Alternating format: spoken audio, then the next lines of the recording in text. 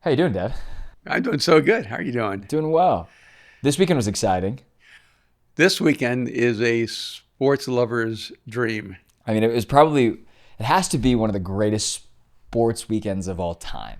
I think the only sport that was left out was professional American football Yeah, maybe. Yeah, they have their own dedicated or, month. or baseball I mean, too. we had But we had the opening of World Cup. yes, We had Lewis Hamilton winning a trophy for Ferrari. He got it yeah, first. It was huge. You have Stanley Cup Finals. You have yep. UFC 250 at the White House. And you had the Knicks bringing The the NBA pinnacle. championship over the Spurs to New York It's such a for big the first weekend. time in 50 years. It's incredible. 53 years or something like that. Jalen Brunson, Nicole Bridges, Carl Anthony Towns, Josh Hart. What an incredible squad. It's crazy that you have not been alive in a year where the Knicks won a championship until this year. No, and let's talk about bandwagoners, but we've been Clippers fans since I was a kid. Yes. And so, I always said like I'm allowed to like a team that's good because the Clippers have been so Yes. bad so many times. So if another team's great, yes, easy to support. So like a bandwagoner, I'm a bandwagon. I was a fan. That's fine. That's good. I want the Knicks. I want teams to succeed. I don't like Wemby. Nothing personal. Wemby's just not my flavor. But I love the Knicks. I'm so happy for my friends in New York. So happy for everybody. Like the streets going nuts. Streets are going nuts. I So, hope I can get there by the parade. yeah. Well, I was telling you, I don't think I've been so proud of living in Queens as a kid than I have this series. Yeah, Just right. watching the Knicks finally bring it home. I think it's okay to be a bandwagoner because if you love sports and your team's eliminated, are you supposed to stop being interested, or do you No. pick a team and you go with them, and then when those teams are eliminated, you pick a team and you go with them, and so I think the natural instinct of a sports fan is to, in some sense, bandwagon, to go, this is who's left, this is who I choose. And I saw a map about who was cheering on the Spurs and who was cheering on the Knicks. And I think it said New York was cheering on the Knicks and Oklahoma as a state was cheering on the Knicks. Okay.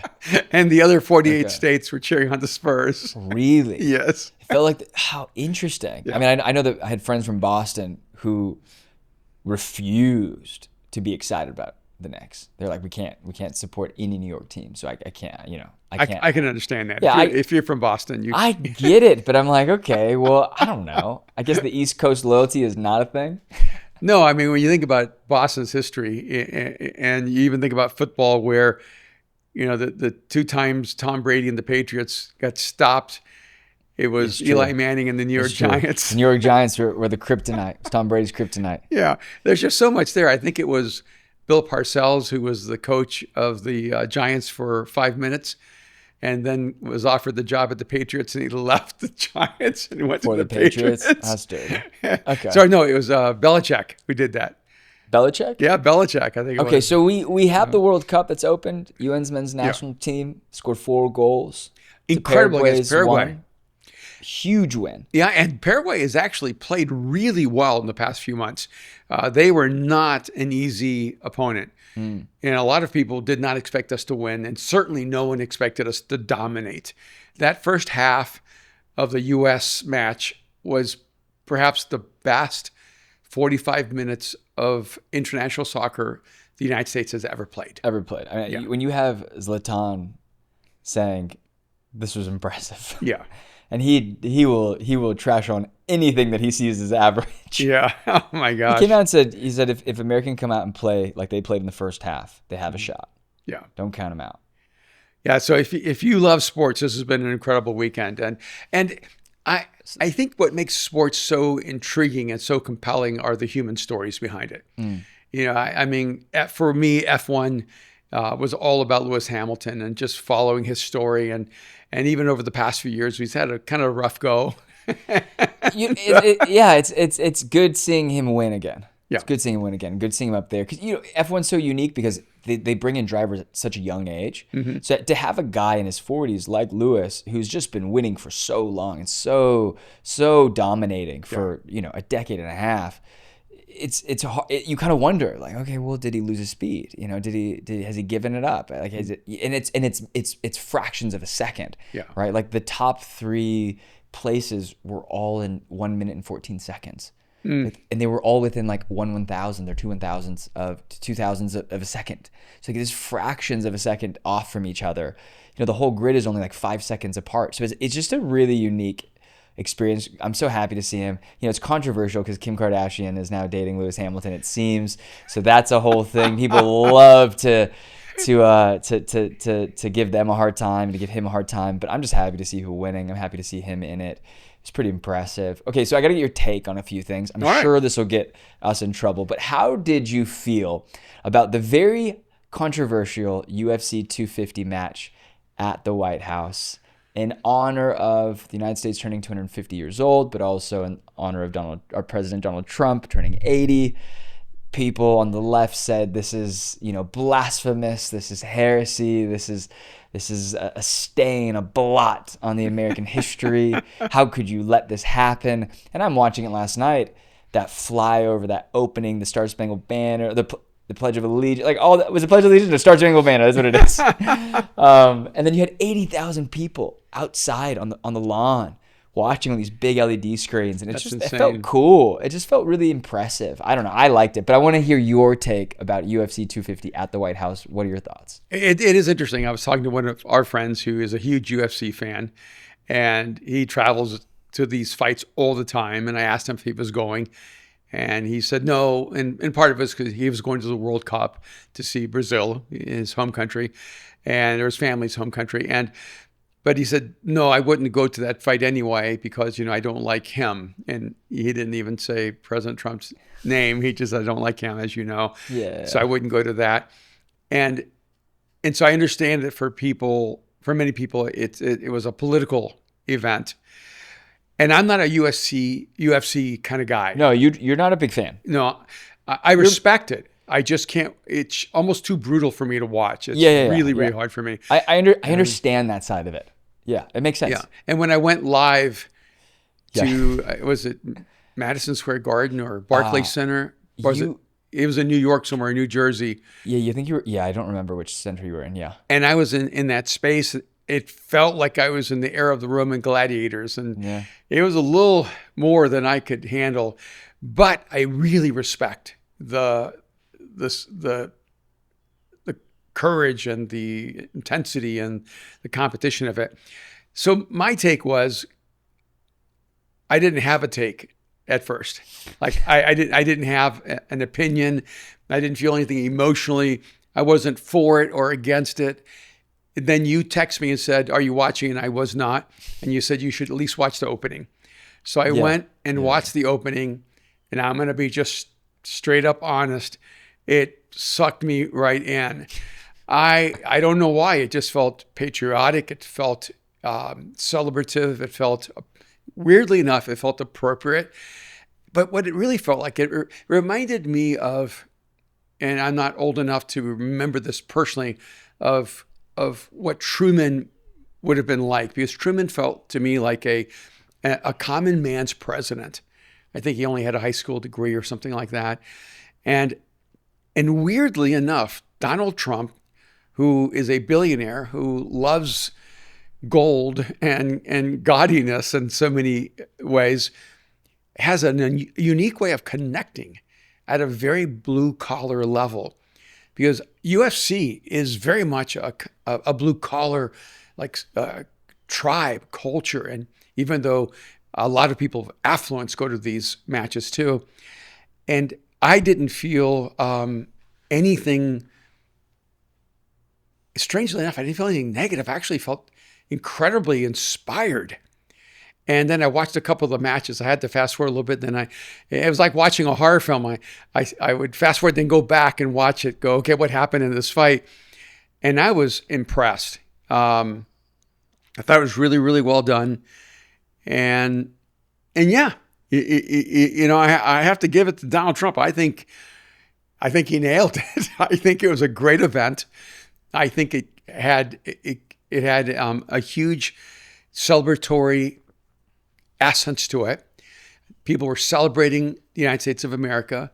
People were celebrating our 250-year anniversary, and there were some pretty intense, powerful fights with upsets along the way too.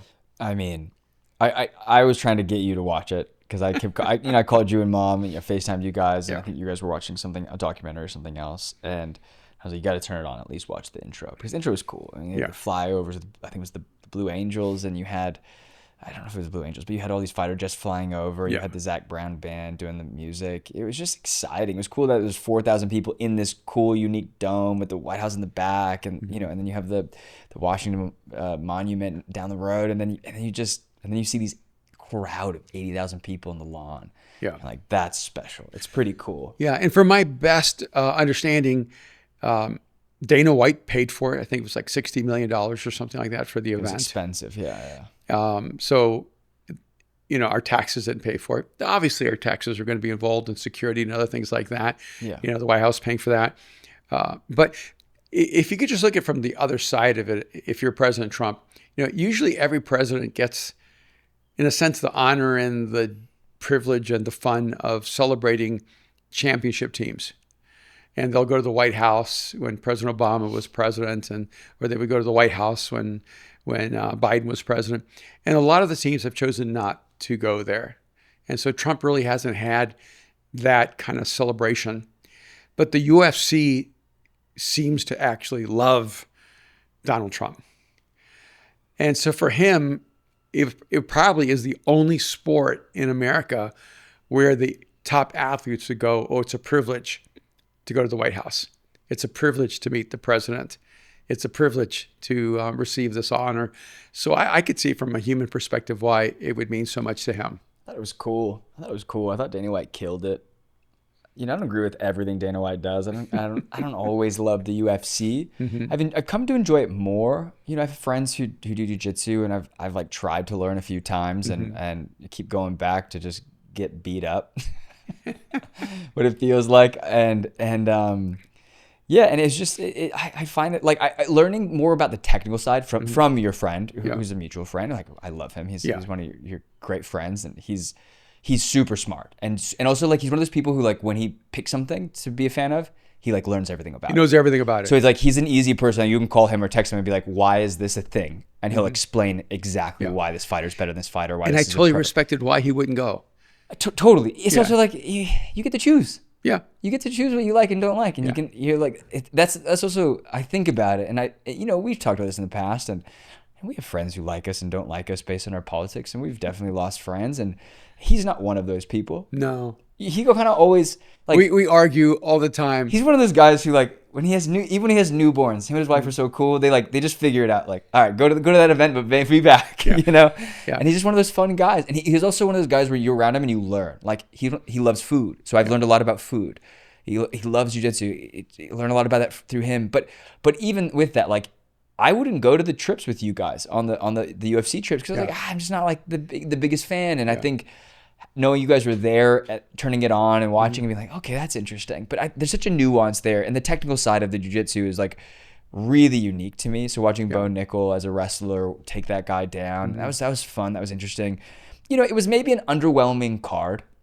I think it was like the one thing. There was a lot of criticism around that the fight card wasn't competitive enough. But you had Ilia Topuria, who was supposed to just rip Justin Gaethje apart. To watch Justin Gaethje go a few rounds and land that uppercut, and then it's brutal to say, but he tore his face up. And to watch a guy get in the ring and show up again and again with who's supposed to win. It would have been so easy for him to just throw in the towel, but he fought as far as he could into that fight. And it was a very honorable, respectable thing to do as a fighter.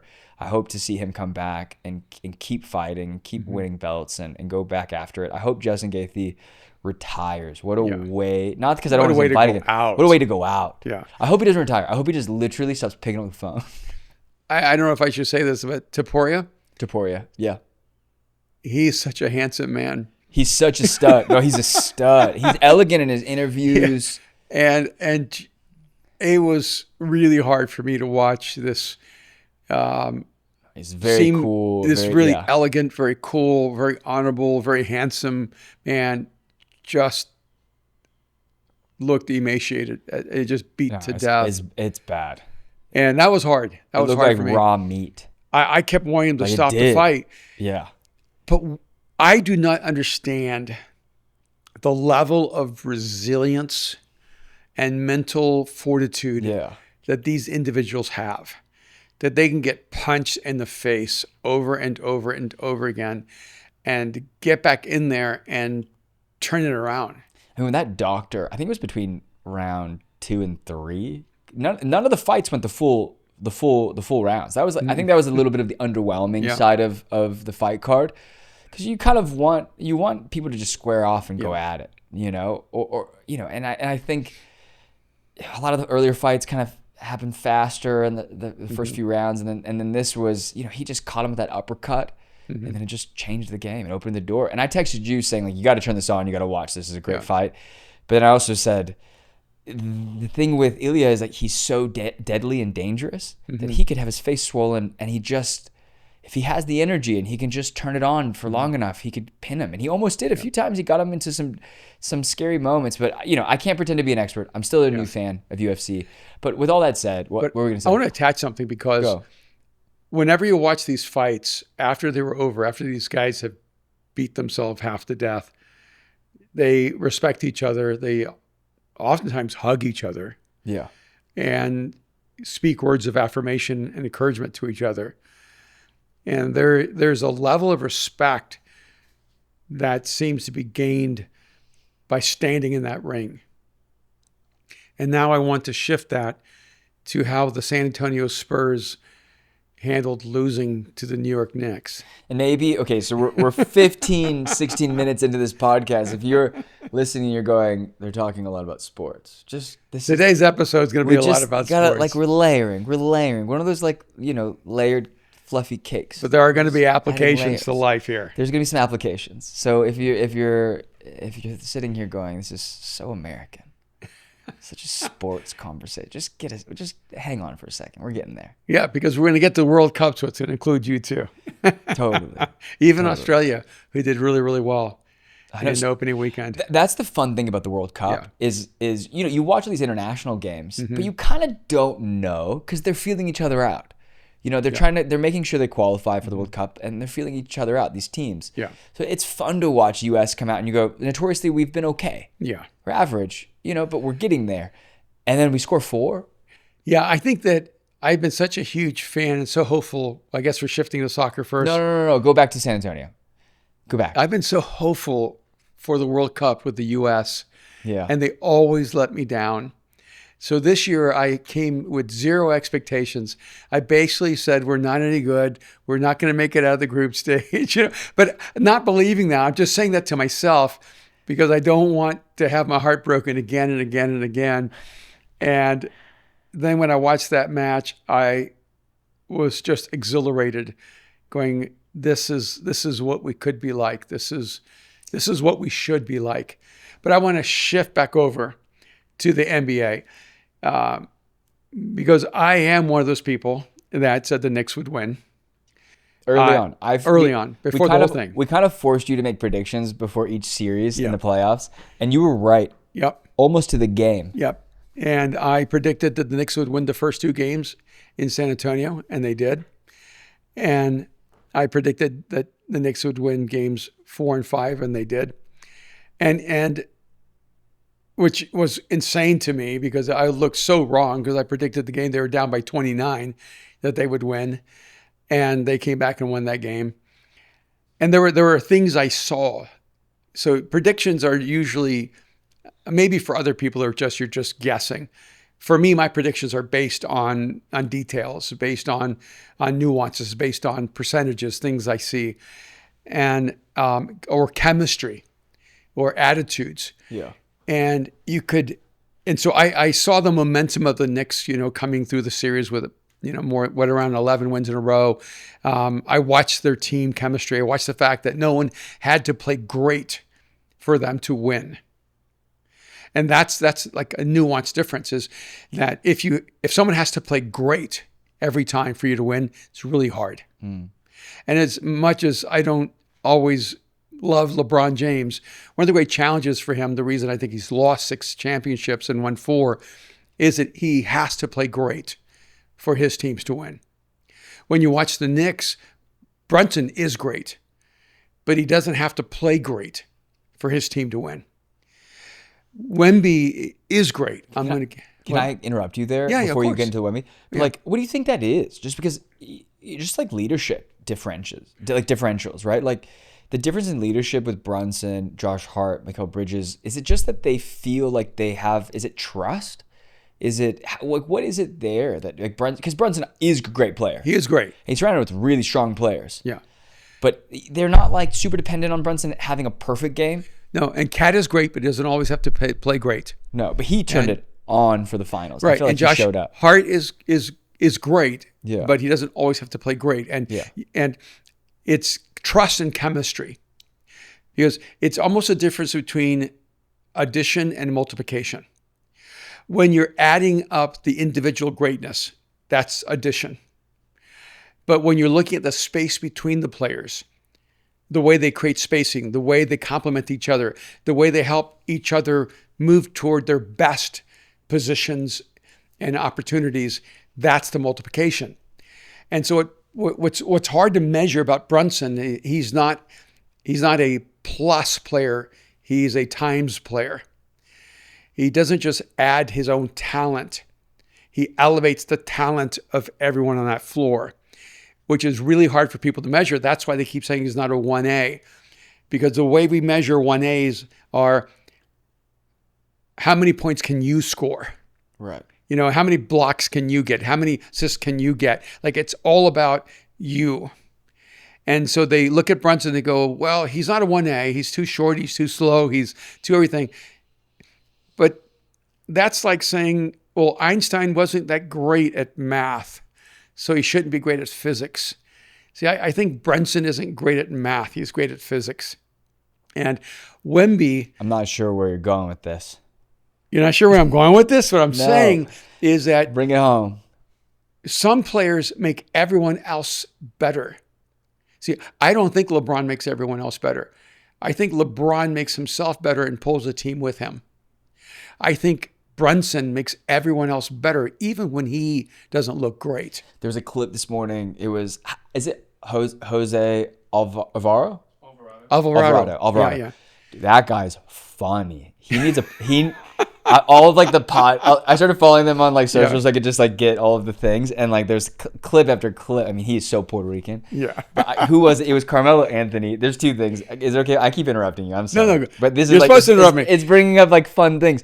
But it was Carmelo Anthony. They're asking him about Jose Alvarado, and he goes, "It's a great day to be Puerto Rican." He goes, "You got Bad Bunny to the Super Bowl. You got Alvarado in the finals," and he's just like, "That man." He goes, "That man just lives life." Like, and I just think.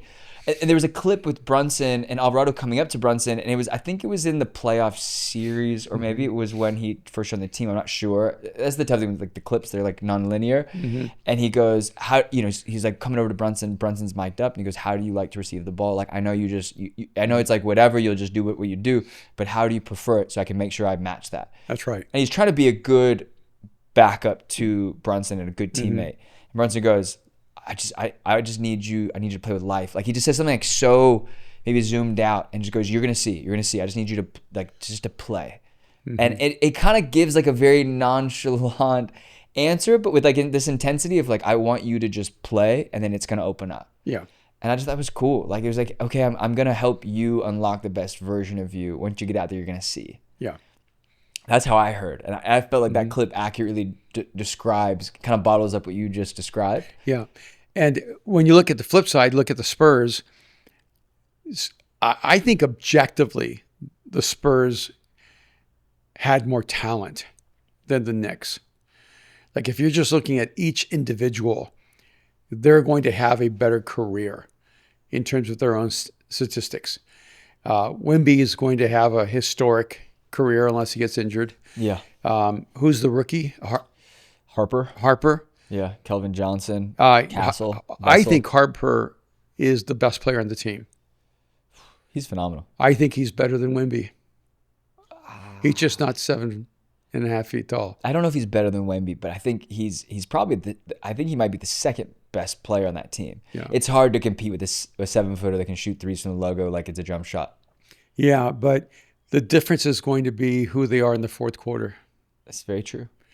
And I think Harper was already more ready for the fourth quarter than who the Spurs were playing. Well, make your point about the Spurs. I want you to land it. Yeah. So just on a team level, I didn't think the Spurs could elevate. See, I knew the Knicks could elevate. What showed you that? Because Wemby was already playing as good as he could play. He could only play worse. Yeah. That's why I never get nervous in the first half when you're down by 16 or 29. And I remember looking at you. You never got nervous? No, I looked at you. Remember I said, hey, they're shooting 70%.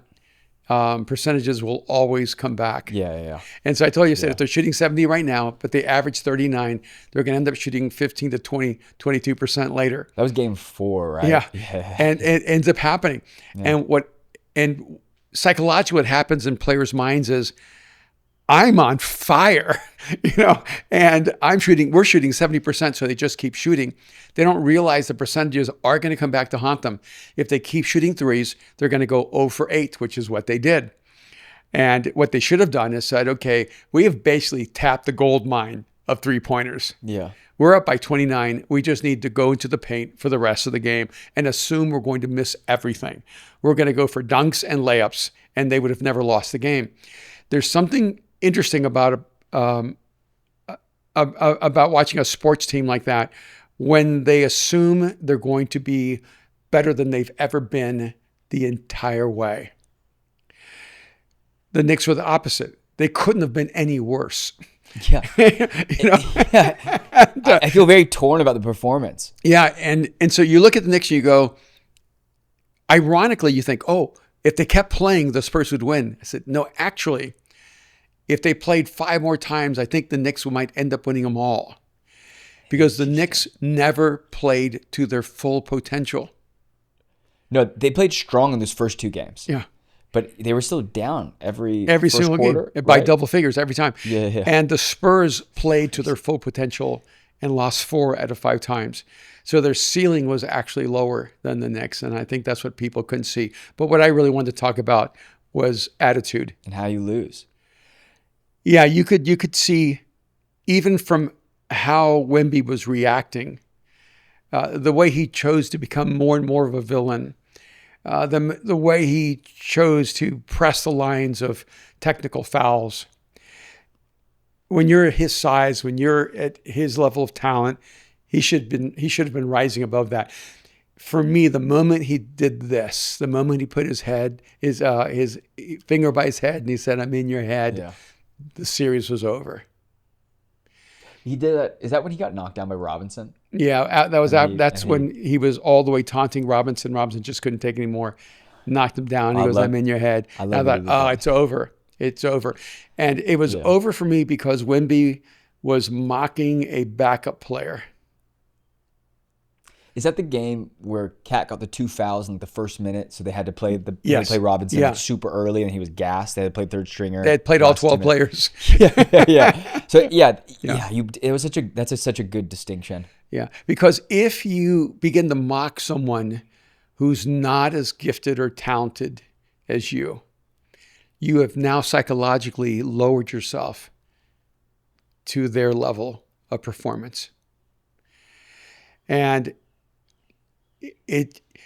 what you watch with Brunson is he just didn't engage in those games. Because I would have still remembered the day that Wemby threw my 60-point basketball into the stands and laughed later that he wasn't going to pay the fine. Like if I was Brunson, I might have been bringing a little bit into the game. But Brunson doesn't seem to bring any of that into the game with him. He just focuses on doing the job and doing it to the best of his ability. And Wemby was trying to play mind games, thinking that somehow he was going to win those mind games, which, by the way, is why I think they were such bad losers. They didn't stay to to compliment anyone. They didn't congratulate anyone. They never gave the Knicks any credit for being the better team. How in the world can you say you're the better team when you lost 4 out of 5 games and you never won a single game at home? Any level of humility would have said, we have a lot of work to do. The Knicks were clearly better than us. The Knicks didn't even need 6 games or 7 games. They beat you in 5, and you're still saying you're the better team. They're going to have to figure out between now and next year how to change the mental structure of that team. Their problem isn't talent. Their problem isn't skill. Their problem isn't ability. Their problem is that they have a lack of mental strength. Their energy went in the wrong direction. They need a mind shift. Interesting. No, I fully agree. I mean, I think we were talking about it a little bit this morning at coffee before this, and yeah, it's really interesting to me because I really did not like Wemby this entire playoff run. I think Harper's going to be phenomenal. I think you're right. He might be one of the best players in the league in the next couple of years. You know, he's another Shea. He could have that level of influence, I think. Yeah. He's so smooth. And you have Castle. You have these guys that are just so special, so unique. It felt like they were deeper. It felt like they didn't have the groundedness. It felt like they didn't have the groundedness without pop. You know, like the kind of the maturity of Duncan and Robinson. Like I feel like the Spurs always had this like 1 or 2 anchors that really kept the team humble, kept them quiet, kept them focused, kept them disciplined, and just felt like this team didn't have that. But you know, with all that said, I look at it and I go, it's a game. It's still a game. Like it's a game. Yes. You get to be paid a ton of money to play, and I feel like it's how do you manage that in a healthy way. I think Wemby so obviously wants to be the villain, and it almost feels comical to some degree. You know, when he finished that presser at the end of the game and said, "Talk to you guys never," and throws the mic down. I'm going, are you 12? It felt like it, you know, and it is interesting. So just a healthy reminder to like lose well. Yeah. Also, how do you lose well? How do you end well? You know, I think it's like so much of this is on us. I think as people to just maybe slow things down at times. Yeah, the Buddhist retreat center did not help. It did. I thought it felt so pick me. Felt so like showboat like to just go. I'm gonna shave my head and go be a Shaolin monk for a day. And even at the end, it was when he was taking those deep breaths and focusing on the free throws. It felt like he was trying to show how he centered himself, and then he missed them both. I loved it. I loved it. And it's the difference between being fully present and carrying a persona. And which, by the way, I've been writing a book on. With all that said, he's 22 and he's 7 feet and he's gonna be around for a long time. But do you think he's quitting?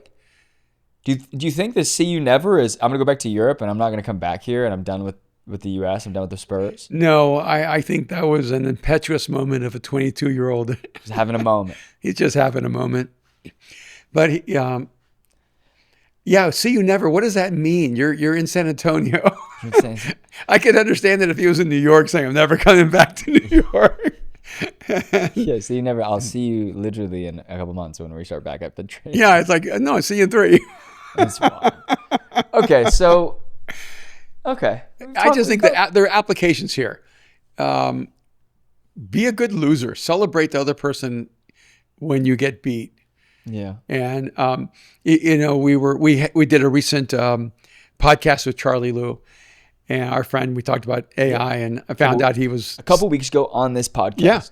And Charlie Liu is one of the most lovely human beings. He is. He's lovely and brilliant. And he looks like he's straight out of a Guy Ritchie Netflix series. Yeah, absolutely. Like the Gentleman or Mobland or, you know, one of those lands. But when I find out, you know, he was a chess champion at 13, when we're not on the podcast, I'm like, Charlie, I would love to start playing chess with you again. And I didn't know you played. And he goes, oh, yeah. And I said, hey, you'll kill me But if you'll hang in there with me, I'll get better and better, and I'll really give you some competition. But it's going to take me a little while. You'll destroy me for a while. If you haven't listened to that episode, you need to go back. It's artificial intelligence, destroyer of worlds. Yeah. He's Yeah. handsome, scruffy Scottish man with a great accent. It's some listening material for you. Yeah. And to me, you have to find the joy of losing to someone better than you, because it means you have room for growth. And I've always had that kind of dynamic where I really do like being the underdog. You and I have talked a lot about that. Yeah. And I love being the underdog because it gives me permission to be highly competitive. Because I don't have that natural gene that some people have of crush the opponent even if he's weaker than you. Yeah. Like if I sense that the opponent isn't as good or is weaker, I pull back, I play at a lower level. I need opponents that are clearly better than me. So I like being in a room with people who are more talented than me. I like being in a room with people who are more intelligent than me. I like being in the people who are more successful than me, because then I feel free to be aspirational and competitive, because they're not going to be intimidated by me. And I think that the Spurs should actually celebrate the fact that when they were in the finals, they did better than every other team except for one. They're young. They're way ahead of schedule. Nobody thought they'd be there that soon. They beat the Thunder, which probably for them was their championship, which was a huge obstacle to overcome. I mean, do you feel like they celebrated too early there? They did. You kind of felt the series was over then. We talked about that. Yeah, the only reason we did. I bring it up because I think that was I called you after that one. I think Yeah. you sent me a clip and I was like, did you see that? And I'm like, yeah. I was like, it felt weirdly emotional, like too emotional. Mm-hmm. You know, and then we both said, like, it's better to be too emotional about something and make it matter than it not mattering at all and being like, oh, yeah, it's just the Western Conference Finals. Like, the NBA, sports, competitiveness, the world, you want to win. You want to do well. You want to succeed. So I did appreciate it, but it felt like it meant too much. Yeah, and that was the thing is, it was the most important accomplishment for Wemby. And that's okay. Remember, I told you, yes, he's super emotional, but I think it's okay. He's 22. This was almost an insurmountable opponent. They were crushed before by them, you know, and so I felt it was justified, but it was definitely premature, and you kind of knew he wasn't going to bring the same emotional energy to the finals. But I also think he had a sense of entitlement. I think the reason he cried there was he believed that win guaranteed them the championship. He didn't really believe the Knicks would be an obstacle. And what I saw was a very different mindset. With the Spurs, it felt like just the crown is ours. We're just coming to get it. And with the Knicks, it felt like nothing belongs to us unless we go and take it. Very different mental structures. We're talking a lot about underdogs and how to lose well, but I think there's something here about never underestimating your opponent or the person across from you.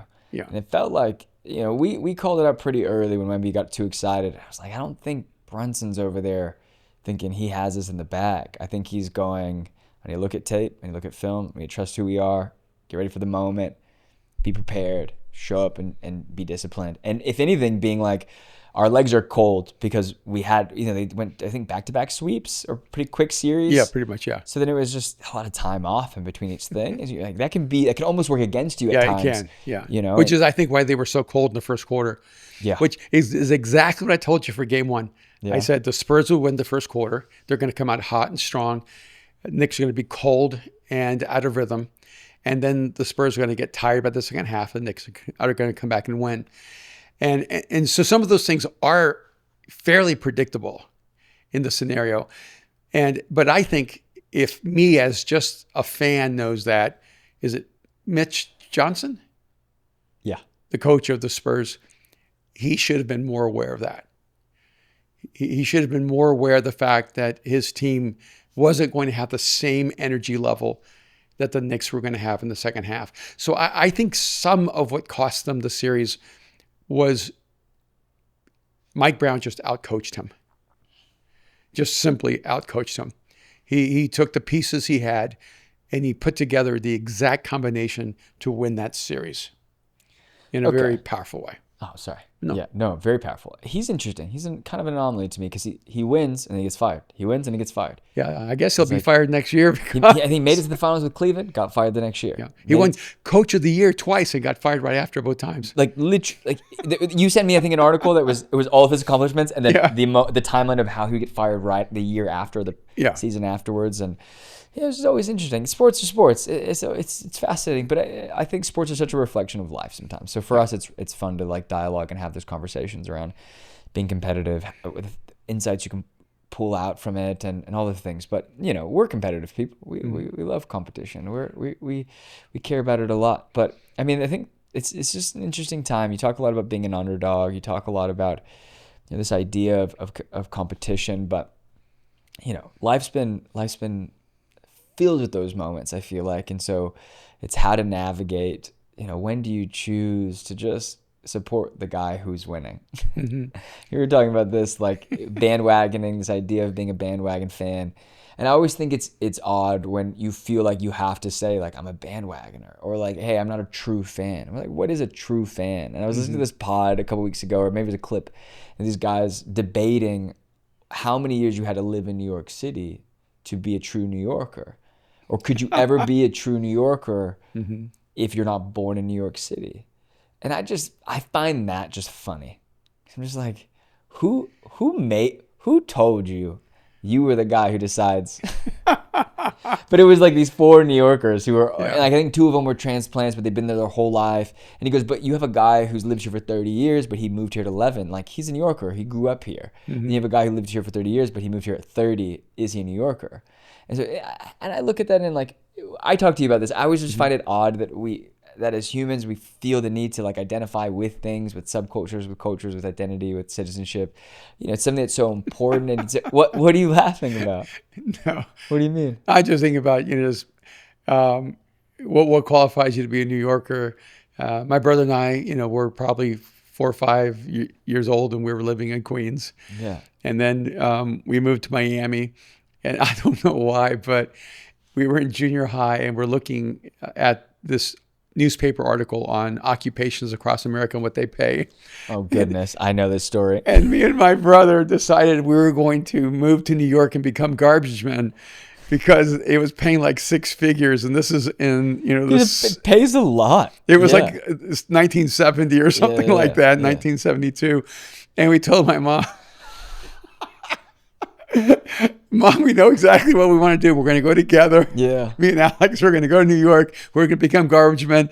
So do you qualify as a New Yorker if your dream, if your aspiration for the future was to become a New York garbage man? Yeah, no, I mean, it's so funny. It's so funny you say that because I mean, I think one of the most electric things about sports is how it brings people together. Even like World Cup, it brings all these nations and kind of just mixes everybody up into this like hot melting pot of community and culture integration and like learning from each other and kind of this respect. And I thought it was so cool to see people on the news and like this little town in Kansas being like, I'm so excited that the Algerians are here, making our little town their base camp. And I'm like, this is cool. It's special. It's special to get to host things like this. So what do you think of, I was watching the Brazil-Morocco game. Okay. A match. It was an incredible match. And Brazil didn't look great, to be honest with you. I don't know if it was an incredible match, but it was an interesting one. Yeah. Morocco looked great. Brazil looked not as skilled as I've seen them in the past. So they tie 1-1. But at the end of the match, there wasn't one single player on the Morocco team that was born in Morocco. I was going to ask you the same question. So how do you feel about that? Citizenship. How do I feel about that? I don't know. I was going to ask you this because we were talking about this morning. We were looking at the U.S. men's national team and one of our best players. I don't know his name. I don't know how to say his name.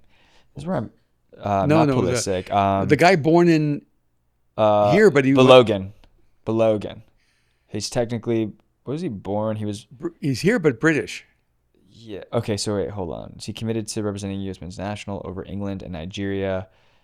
He scored 2 goals in the 4-1 group stage against Paraguay. Yeah, so Where was he born? he was born in the U.S., Mm-hmm. but then he quickly, I believe, moved with his family to England and grew up in that system. But he's in the also football system. Nigerian. So he commits to the U.S. men's national team. So there's a bunch of them. So he's not the only one. We were talking about him, and I was asking about the ethics of, Monaco had, I think there's only one player who actually Born in not Monaco, Morocco. Morocco. One player that was born in Morocco. Right. So it'd be the opposite. Like our guy opposite. was born in the U.S., raised in England, and is Nigerian heritage. So our guy is an American. Right. So let me finish. But yeah, so with Morocco, they brought it up, and I'm like, okay, so what's the ethics here? Because obviously it's international play. You want to start scouting and finding these players from around the world. So I do see the benefit of that. I see like the health in that. Finding these little countries that are so important in the world, but families are looking to migrate to have to better themselves and to better for the next generation. So I understand that side of it too, right? So what do you do there when there's only one guy who was born in Morocco? It doesn't feel like a very Moroccan team. Most of the guys were born, I think, in Belgium, or they were born in Germany and Netherlands. We were hanging with a guy from the Netherlands watching that game, and he was like telling us about the team. He was like, yeah, most of them are from the Netherlands, not actually from Morocco. And so I don't care. I'm just talking about it as like a subject matter. To keep it pure, like, should you be from that country? When should you have to commit?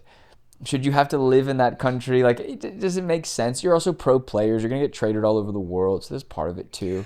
I guess in my purity to the World Cup would say, at the very least, you should be born in that country, or you should be naturalized into that country at some point, right?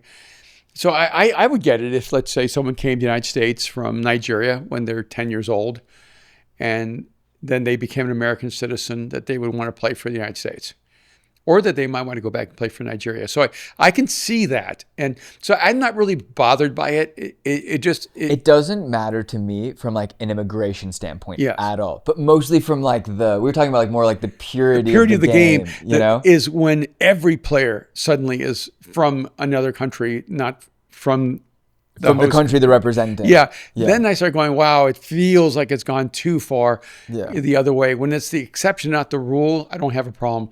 When it's the rule, not the exception, it does raise some questions for me in the long run. But I mean, our team, I think we have a couple guys from Mexico, a couple guys from England that have chosen to represent the U.S. So we're benefiting from it greatly because, the Mexican just academy program is just gonna be better than ours.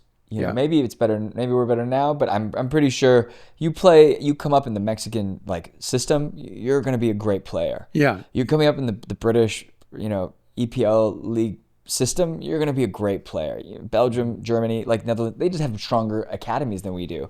You're training at 12, like you leave your family at 12, and going to go become a professional. You're doing school and then you're playing football, soccer.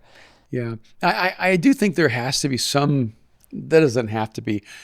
I would like to believe you're playing for the country that is your heart country. Okay. Like it's the country that you feel honored to represent. You're not just going there because that's where you get the better chance to play. Okay. So I'm hoping it doesn't take on that level of just utilitarianism. Well, I mean, I think that's a bit of the, sorry, did I cut you off? No. The bit of the debate, controversy with Belogan is that, they were saying, you'd have to wait forever to maybe never get a call up in England. Yeah. Because even England's squad, they didn't call up Cole Palmer. They didn't call up some of these legends that are like these young legends that are super talented in the nation because they're trying to put together more of less of a celebrity team and more of, a team that can win. Yeah. They're going with a different approach. And I don't know if they can do it. Time will tell. But, for us, we benefited from it greatly because he comes to the U.S. he's going to score 2 goals in our first game. He's a legend. He's going to make a name for himself here. Yeah. And I have a friend named Jim Yata who is an American, but his family's from El Salvador. And he is an decathlon athlete. So he actually went to El Salvador and qualified for the Olympics representing El Salvador. Oh, cool. And so he got to go to Olympics, I think, once or twice, actually. And if I remember correctly, he came in like 17th in the world in the decathlon or something like that, representing El Salvador. So if the country you're in as your first choice doesn't need you, you can't qualify for them, but you have a heritage in another country and they do need you, I'm totally good with that. Okay. I think that just makes perfect sense to me. If if the U.S. doesn't want you to play on their soccer team, but you were born in another country, whether it's Nigeria or Qatar or wherever, go play on that team. You have a chance to play in the tournament. Do you think it's going to be harder in the future as just more immigration happens and the world just keeps like layering and intermarrying and like in the coolest way, in the most interesting way? But as like human cultures do, we're a melting pot now. Yeah. And that's a really unique thing. Mm-hmm. I think it's special. But then it kind of, does it take away from national pride? Maybe it breaks down borders in a way that is a healthy thing, where it's nice that the news is 100% what's going on in Iran or Ukraine, and not to like ignore the atrocities that are happening around the world in war. But it just feels nice that there's like this breath of fresh air. World Cup brings us together. The Olympics brings us together. Yeah. When big things happen like this, it's exciting, Yeah. There are certain nations that seem to have like a greater cultural identity, at least when it comes to soccer. Like I can't imagine Brazil ever letting someone on their squad that isn't like pure Brazilian. I don't know. That goalkeeper looked like he was from Germany. They have a lot of Germans in Brazil. It was funny, like the Brazilians, it was like 5'8", 5'8", 5'8". Goalkeeper like 6'5". Yeah, he did.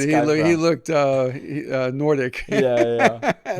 But Mexico seems to have a very strong like Mexican culture, and Mexicans are so, it's a big deal. Yeah, which is so interesting because there's some recent studies on Mexico that Mexico is actually so ethnically diverse that there is no singular Mexican ethnicity. Interesting. And so the way we look at Mexico from the outside is we think of them as one homogenous Mexican culture. But Mexico is as diverse a nation ethnically as any nation you could imagine. And so sometimes I think our views of nations are very singular. Brazil is incredibly diverse, and probably more diverse than Argentina. And Argentina is Italy moved to South America. Yeah. And so there's an interesting kind of dynamic there. But I just love the World Cup. I was happy to see Australia do so well against Turkey because they're in the same group as the U.S. Yeah. And I do love watching nations compete in a positive, healthy way. And I think it's really good for the world. I really, really, really do. And I'm not even sure if I'm a person that believes in sports sanctions. Like I know Russia is sanctioned from everything, from tennis, and I'm like, why are you punishing those athletes because of their governments? And they can't represent their nation, as if somehow representing their nation is offensive or wrong. When I'm like, that athlete, whether you put their nation up there or not, is still from that nation. It's also so skewed, and it feels a little corrupt. And this is like maybe this is a critique on our own government, or maybe the way we move. But Iran is still playing the World Cup, but Russia can't. It makes no sense. No, it doesn't. It makes no sense. Yeah, and I'm not like saying like I'm a pro Russia person. I'm just going like it feels similar to the way the San Antonio Spurs New York Knicks series was reffed. It was skewed in one side. It was clearly skewed in one side. They clearly didn't call 2 techs on Wemby that they should have. I may That's be not wrong. what we're talking about. We're talking about the nations thing. But I may be wrong. You can fact check me. But I think the U.S. boycotted the 1976 Olympics under President Jimmy Carter. Okay. And because it was in Russia, I think it was in Moscow. And I wasn't for that then. I felt using the Olympics to make a political statement was unfair to our athletes who trained all their lives.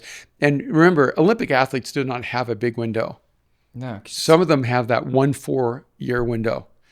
And when you boycott an Olympic situation like that to make a political global statement, one, it defeats the whole purpose.